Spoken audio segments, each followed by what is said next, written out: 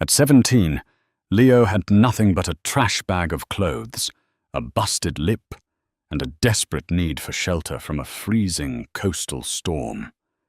He sought refuge in a condemned Maine lighthouse, expecting only a cold night.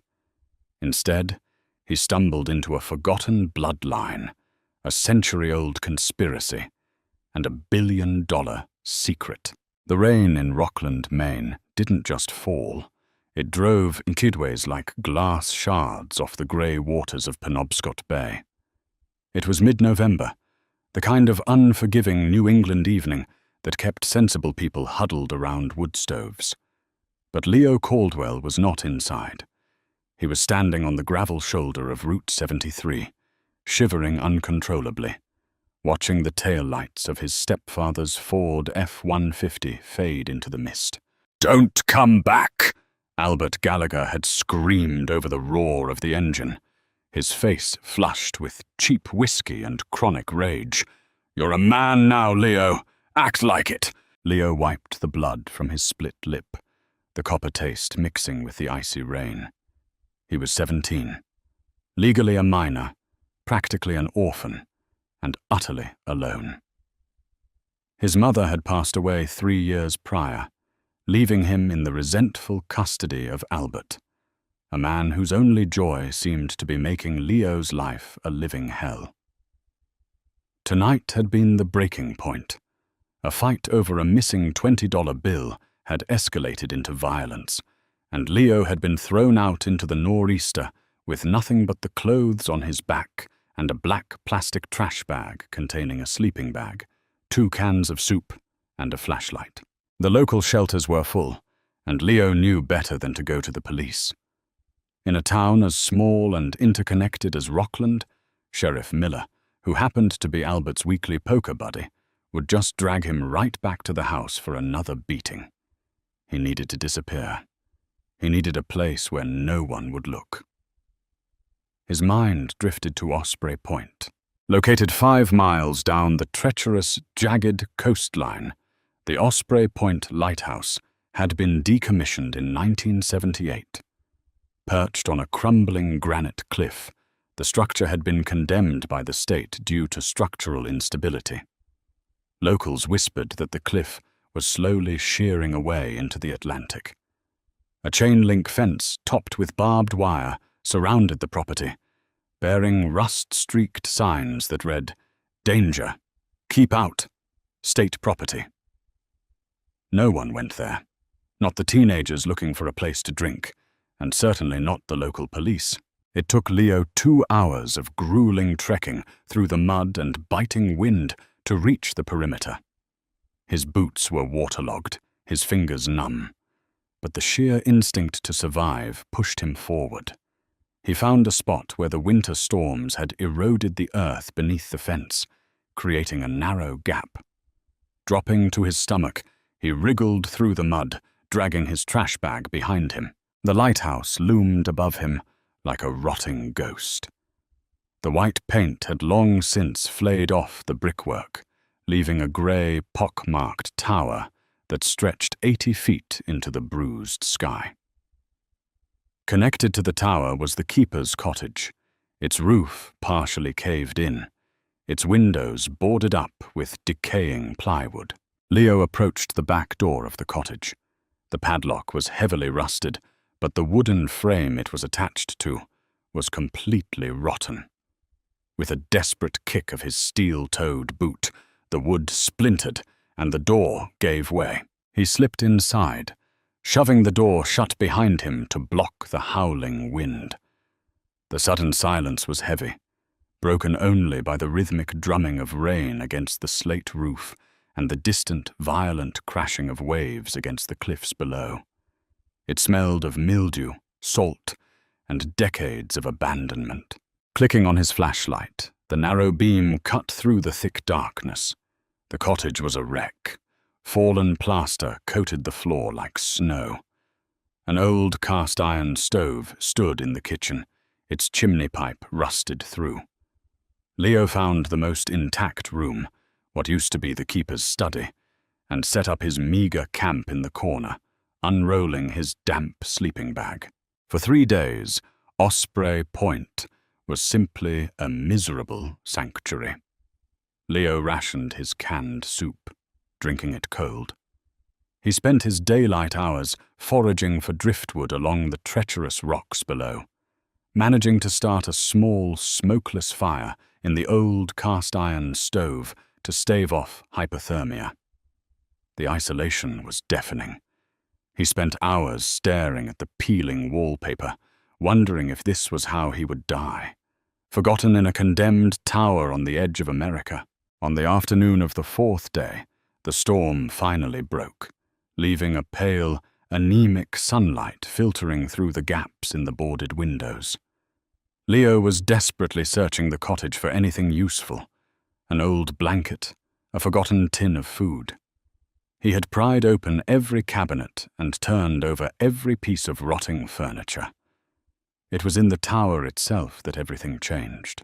The spiral cast-iron staircase leading up to the lantern room was dangerously rusted, but the base of the tower housed a small, circular supply room.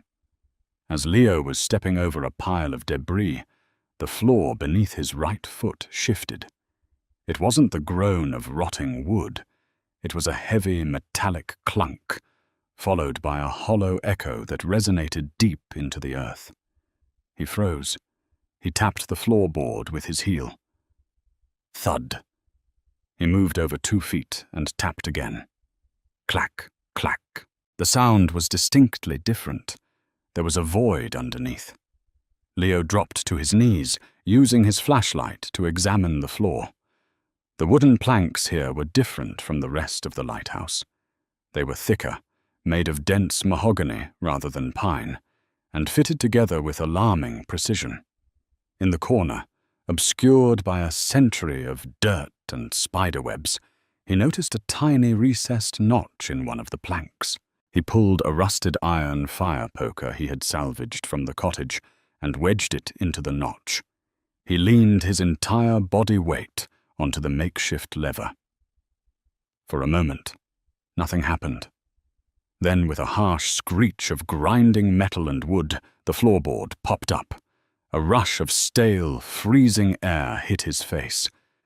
It smelled sharply of kerosene, old paper, and something metallic, like copper coins left out in the rain. Leo aimed his flashlight into the hole. There was a narrow, brick-lined shaft leading down into the bedrock, deeper than the foundations of the lighthouse itself. And bolted to the side of the brickwork was an iron ladder, descending into pitch blackness. Leo's heart hammered against his ribs. He wasn't just in an abandoned lighthouse. He was standing over a secret that had been buried long before he was born. Fear and curiosity waged war in Leo's mind. The ladder looked ancient, the iron rungs coated in a thick layer of rust. If one broke, he would plummet into the darkness, breaking a leg or worse. And out here, no one would ever hear him scream. But the gnawing hunger in his stomach and the desperate reality of his situation pushed the fear aside. What did he have to lose? He gripped the first rung. It held. Slowly, agonizingly, he descended into the shaft, counting the steps. 10, 20, 30. He was at least 30 feet below the surface, well beneath the frost line, deep inside the granite cliff. His boots hit solid ground. The space was small, no larger than a walk-in closet, carved directly into the rock. The walls were lined with lead plates, a sophisticated waterproofing method from a bygone era. In the center of the room sat a massive brass-bound steamer trunk. It wasn't covered in dust. The room was so hermetically sealed that the trunk looked almost as pristine as the day it was carried down here. Stamped into the brass plate on the lid were 3 initials, AEP. Leo approached the trunk. It was secured by 2 heavy padlocks. He didn't have the key, but the hasps holding the locks were old. He spent the next 20 minutes frantically bashing the hasps with his iron poker until, with a satisfying crack, the metal gave way. He threw open the lid. Leo wasn't sure what he expected. Maybe gold coins, maybe pirate treasure, maybe just old clothes. What he saw confused him. The trunk was meticulously packed with oilskin envelopes, leather-bound ledgers, and a series of wooden cigar boxes. He opened the first ledger. The handwriting was elegant, swooping cursive dated October 24th, 1929. The day Wall Street crashed. He read the first page aloud, his voice trembling in the damp air. If you are reading this, I am dead, and the cowards at the Federal Reserve have won. I, Arthur Edwin Pemberton, being of sound mind, have relocated the true liquid assets of the Pemberton Trust away from the grasping hands of the banks. Hemlock, the keeper of this light, is a loyal man. He knows what to do if my bloodline comes looking. Leo blinked. Arthur Pemberton. He had learned about the Gilded Age in history class before he stopped paying attention. Pemberton was one of the ruthless railroad and steel barons of the early 20th century. Legend had it that Pemberton went bankrupt during the Great Crash and threw himself from the window of the Woolworth Building in New York. The history books said his empire evaporated overnight. The history books were wrong. Leo tore into the oilskin envelopes. Inside were stacks of stiff, watermarked paper. They weren't cash. They were bearer bonds. Guarantee Trust Company of New York, United States Treasury, Standard Oil. Unlike registered bonds, bearer bonds belonged to whoever physically held the paper. They were the ultimate untraceable wealth, and there were hundreds of them. Some were denominated in $10,000, others in $50,000. But that wasn't the real treasure. At the bottom of the trunk was a heavy, wax-sealed portfolio. Leo cracked the wax. Inside were original, perfectly preserved stock certificates and deeds transferring ownership of several holding companies, most notably Hudson Seaboard Holdings, into an anonymous, unbreakable trust. Leo didn't know much about real estate, but he recognized the addresses listed on the deeds. They were entire blocks of midtown Manhattan, waterfront properties in Boston, and massive tracts of industrial land in Chicago. Pemberton hadn't gone broke. He had liquidated his empire, converted it into bearer bonds and shell companies, and hid the physical proof in a coastal Maine lighthouse to avoid the devastating bank runs of 1929. The assets had sat here, accumulating decades of compound interest, untouched for nearly a century. Leo sat back on his heels, his mind spinning. The paper in his hands was worth hundreds of millions of dollars, maybe $1 billion, and it was legally untraceable. Whoever held the paper owned the empire. "I'm rich," he whispered to the empty room. "I'm actually," but the euphoria was instantly shattered by a sound from above. It was faint, muffled by the 30 feet of earth and stone, but Leo heard it clearly. The splintering of wood, heavy boots walking across the floorboards of the cottage. Leo killed his flashlight, plunging himself into absolute darkness. His breathing sounded deafening in his own ears.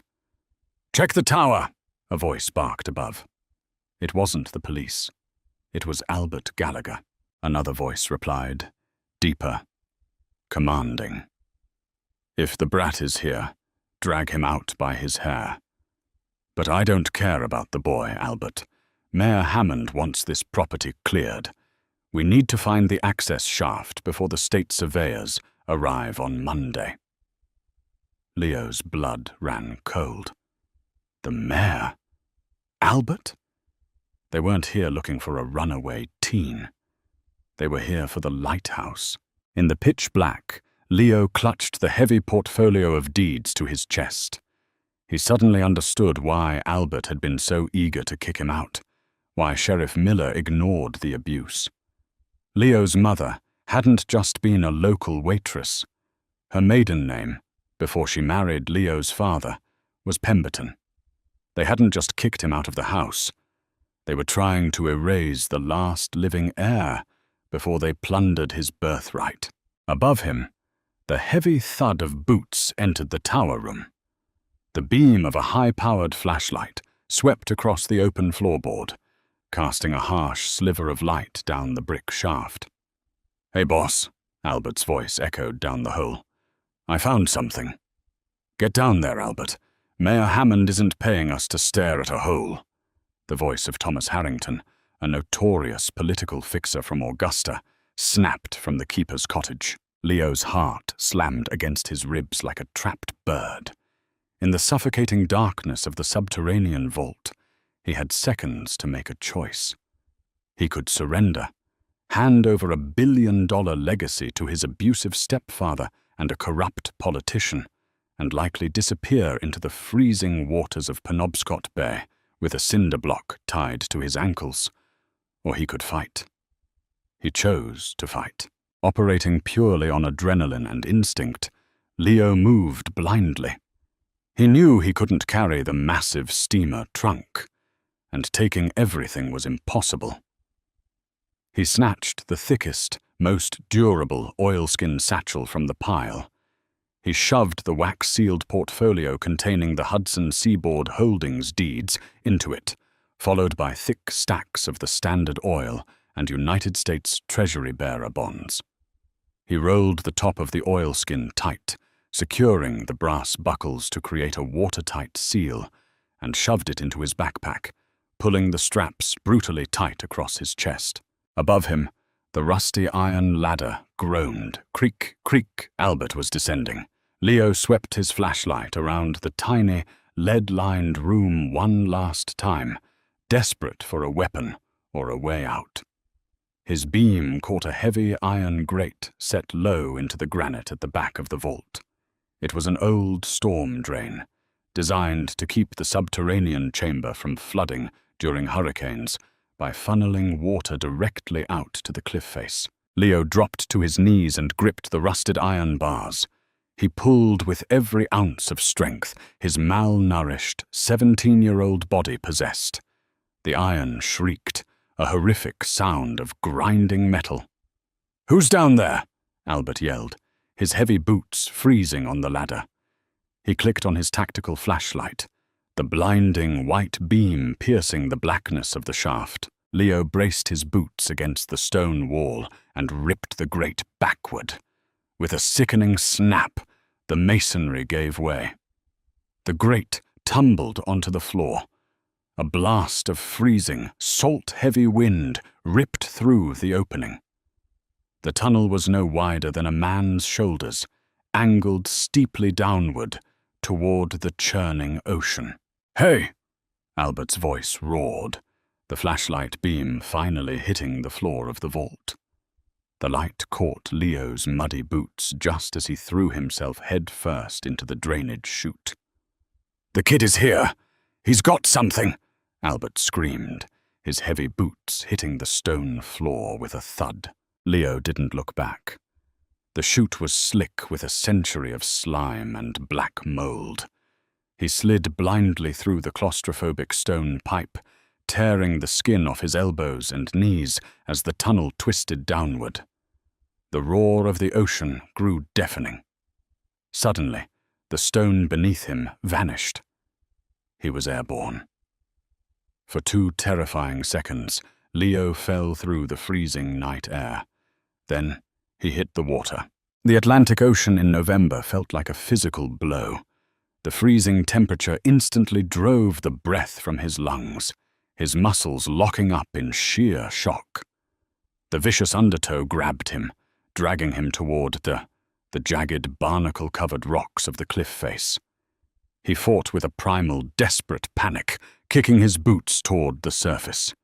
He broke the water, gasping a ragged breath before a massive swell crashed over his head, pushing him under again. The backpack. It was buoyant. The tightly sealed oilskin pouch inside was trapping air, acting as a makeshift flotation device. Leo clung to the straps, kicking away from the lethal rocks of Osprey Point. He let the northern current carry him, his teeth chattering so violently he tasted blood. He drifted for what felt like hours, slipping in and out of consciousness as hypothermia set in. Finally, the violent waves gave way to the calmer waters of Owl's Head Harbor. His knees scraped against a gravel shoal, crawling on all fours, vomiting seawater. Leo dragged himself onto the desolate, rocky beach. He collapsed beneath the shelter of an overturned fiberglass dinghy, pulling his soaking sleeping bag around himself in a desperate bid to trap his body heat. As he lay there, shivering on the edge of death, the puzzle pieces of his life violently snapped into place. His mother, Sarah Pemberton. She had always refused to talk about her family. She had moved to this isolated fishing town, married a nobody, and lived in poverty. She hadn't been cast out. She had been hiding. She knew the Pemberton Trust existed, and she knew that the men her great-grandfather Arthur had scorned, the descendants of the corrupt bankers he had outmaneuvered in 1929, never stopped looking for the assets. Mayor Hammond must have somehow discovered her lineage, using Albert as a pawn to monitor them. When she died, Leo became the sole living heir. And tonight, they had intended to erase him and claim the lighthouse, the vault, and the empire. They thought he was a helpless kid. They were about to find out exactly what kind of blood ran in his veins. By dawn, Leo was shivering but alive. He stripped off his soaked clothes, stealing a dry flannel shirt and a pair of oversized canvas work pants from a clothesline behind a nearby fisherman's shack. He checked the oilskin pouch. The heavy parchment deeds and the United States Treasury bonds were perfectly dry. He didn't walk back to Rockland. Instead, he hiked 3 miles to the regional highway, put his thumb out, and caught a ride on a logging truck heading straight down Interstate 95. Destination: Boston, Massachusetts. 3 days later, Leo Caldwell stood on the polished marble floor of the Prudential Tower lobby in downtown Boston. He looked like a street vagrant, bruised, his hair matted with dried salt, swimming in ill-fitting clothes. The security guards at the elevator banks immediately moved to intercept him. "Son, you can't be in here," a burly guard said, reaching for Leo's arm. Leo didn't flinch. He reached into his pocket and pulled out a crisp, heavy piece of parchment. It was a United States Treasury bearer bond, issued in 1928, carrying a face value of $50,000. Because it was a bearer bond, it was essentially untraceable, liquid cash. "I need to go to the 41st floor," Leo said, his voice cold, steady, and sounding 10 years older than he was. "I have a meeting with the senior partners at Ropes and Gray." The guard glanced at the bond, the intricate federal watermarks catching the lobby lights. He swallowed hard and stepped aside. 20 minutes later, Leo was sitting in a glass-walled conference room overlooking the Boston skyline. Across from him sat Gregory Fisk, a senior partner in corporate litigation, and 2 junior associates. Fisk was a man who billed $2,000 an hour. He did not entertain runaways. But the pristine stack of Standard Oil and Treasury bonds sitting on his mahogany table commanded absolute respect. "These are authentic," Fisk breathed, pulling a jeweler's loupe away from his eye. "Where did you get these?" "That doesn't matter yet," Leo replied. He unbuckled the oilskin pouch and slid the heavy, wax-sealed portfolio across the table. "I want you to look at the trust documents for Hudson Seaboard Holdings, and then I want you to tell me what I own." Fisker broke the wax. As he read the century-old legal parchment, the color slowly drained from his face. He looked up at the bruised teenager sitting across from him, realizing he was looking at an apex predator in the making. "Mr. Caldwell," Fisk said, his voice dropping to a whisper. "Hudson Seaboard Holdings is a ghost corporation. It's an entity that Wall Street has whispered about for decades. According to these deeds, you own the land beneath 3 major skyscrapers in Manhattan's financial district. You own a controlling stake in a massive logistics port in New Jersey. And you own thousands of acres of undeveloped commercial real estate outside Chicago."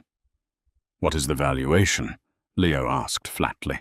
Fisker took off his glasses. "Conservatively, if we liquidate the bearer bonds and leverage the real estate, you are looking at a net worth of $1.4 billion. But there's a problem. You are 17. The trust stipulates that the assets transfer to the heir upon their 18th birthday." "Is there an emancipation clause?" Leo asked. Fisk scanned the document.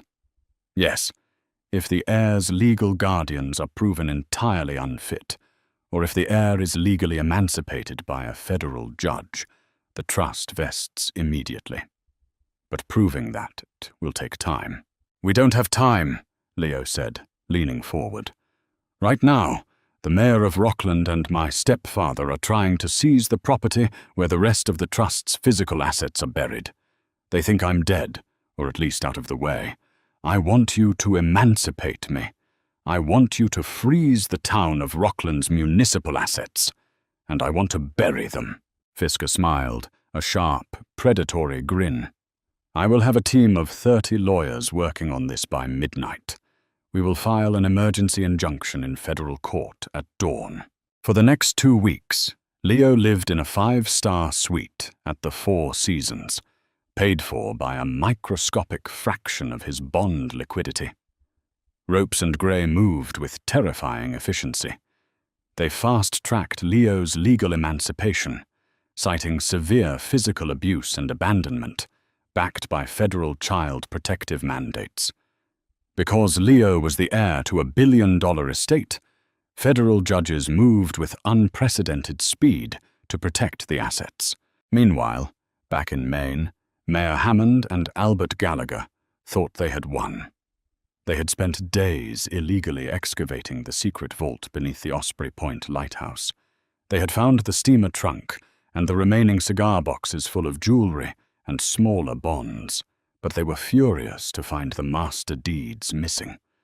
Believing they just needed to claim the land to legally seize whatever they found, Hammond pushed through a corrupt municipal order, seizing the lighthouse under eminent domain. They scheduled a private town hall meeting on a Tuesday morning to sign the final deeds, transferring the property from the state to a shell company controlled by Hammond. They were halfway through signing the paperwork when the heavy oak doors of the Rockland Town Hall swung open. The room fell dead silent. Walking down the center aisle was Leo Caldwell. He was no longer the bruised, shivering teenager in a garbage bag. He was wearing a charcoal bespoke Tom Ford suit, a Patek Philippe watch gleaming on his wrist. He walked with the terrifying, cold authority of Arthur Pemberton himself. Flanking him were Gregory Fisk and 4 armed private security contractors. Albert dropped his pen. His jaw slackened. "Leo? You're supposed to be dead." "Disappointed, Albert?" Leo asked, his voice echoing in the quiet hall. Mayor Hammond stood up, his face flushing with arrogant rage. "What is the meaning of this? This is a closed municipal proceeding. Sheriff Miller, arrest this boy." Sheriff Miller took a step forward, but Gregory Fisk raised a hand, stepping in front of Leo. He dropped a stack of federal court documents onto the mayor's podium. The thud sounded like a gavel. "I wouldn't do that, Sheriff," Fisk said smoothly. "My name is Gregory Fisk, senior partner at Ropes and Gray. I represent Mr. Leo Caldwell, the sole executor and owner of Hudson Seaboard Holdings. Hammond sneered. I don't care who he is. We are executing a legal seizure of abandoned state property at Osprey Point. That's where you are mistaken, Mayor, Leo said, stepping up to the podium. He picked up the town's deed and tore it cleanly in half. Osprey Point was never state property. According to the original 1912 land grants, my great-grandfather leased that cliff to the state of Maine for 99 years. That lease expired 3 years ago. You are attempting to seize private land owned by my trust. Hammond froze. That's impossible. It's a matter of federal record, as of 6 o'clock this morning, Fisk added, handing the mayor a subpoena. Furthermore, the United States Department of Justice, the FBI, and the SEC have been notified of your attempt to defraud an orphaned minor, bypass state property laws, and embezzle federally backed bearer bonds from my client's estate. Federal marshals are currently at your office, Mayor, and they are at your house, Mr. Gallagher. Albert staggered backward, his face draining of all color. He looked at Leo, not seeing a victim anymore, but an executioner. Leo, please. I raised you. Leo looked his stepfather dead in the eyes. There was no anger left, only absolute, freezing indifference. You threw me out in the storm, Albert. I'm just returning the favor. Before the hour was up, federal marshals arrived. Mayor Hammond was led out of the town hall in handcuffs, screaming about political conspiracies.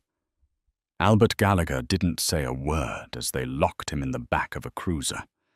He just stared at the teenager who had systematically destroyed his life in less than 3 weeks. Leo didn't stay to watch the police cars drive away. He walked out of the town hall and got into the back of a waiting black SUV. An hour later, the SUV pulled up to the perimeter fence of Osprey Point. The storm had passed, and the Maine coastline was bathed in brilliant, harsh sunlight. Leo stood by the crumbling brickwork of the old lighthouse, listening to the crash of the Atlantic waves against the granite below. He had come here with nothing but a trash bag and a bloody lip, looking for a place to hide.